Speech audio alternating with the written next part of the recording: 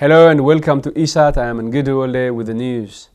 Prime Minister Abiy Ahmed, who paid a visit to residents displaced by the weekend deadly violence outside Addis Ababa, pledged to bring perpetrators of the killings to justice. The Premier went to the Madhanalam school today, where hundreds of people took shelter, fleeing their homes in Burayu, where a group carried out a deadly attack targeting certain ethnic groups.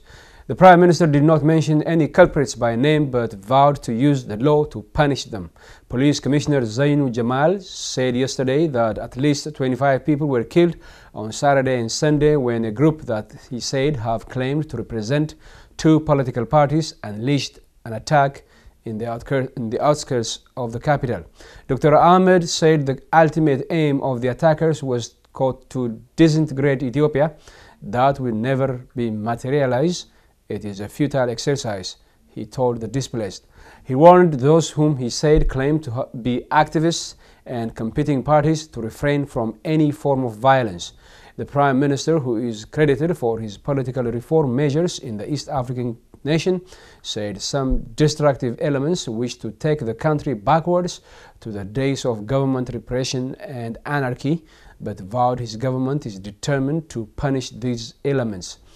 The Federal Police Commissioner said at least 25 people were killed Saturday and Sunday in Burayu, 12 miles northwest of the capital Addis Ababa, in an attack targeting ethnic groups, while police killed 5 people yesterday in the capital Addis Ababa in a demonstration called to denounce the weekend killings. The Police Commissioner said police had to use deadly force in Addis Ababa after a demonstrator snatched a weapon from a police officer. The killings in Burayu and other localities in the outskirts of the capital Addis Ababa took place following Saturday's welcoming rally in the capital's central square for leaders of the Oromo Liberation Front, OLF, an Oromo armed group that was based in exile in Eritrea. 400 people in Burayu and 300 people in Addis Ababa have been arrested in connection with the violence. That is according to police. Thousands of residents of Burayu and other areas who flee the attack have been sheltered in schools and churches in Addis Ababa. Ethiopia and Eritrea signed an agreement in Jeddah, Saudi Arabia, to reaffirm their declaration made in July for peace and friendship. The agreement, which was made public today and signed by Ethiopia's Prime Minister Abiy Ahmed and Eritrea's President Isaias Afwerki, stipulated that the state of war between the two countries had ended and a new era of peace, friendship, and comprehensive cooperation had begun.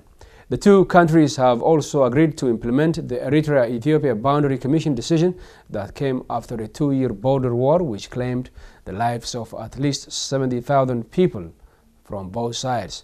The agreement stated that the two countries will promote comprehensive cooperation in political, security, defense, economic, trade, investment, cultural, and social fields on the basis of complementarity and synergy.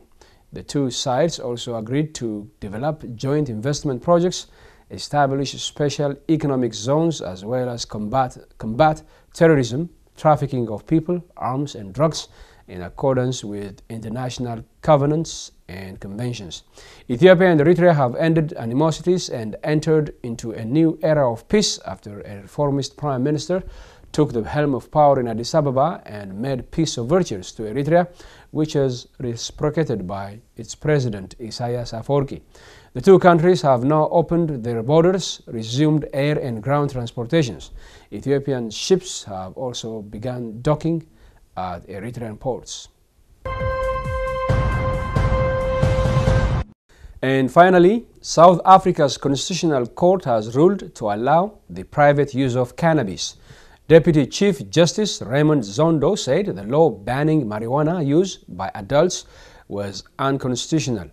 The unanimous judgment decriminalizes adults smoking cannabis at home and growing enough for personal consumption.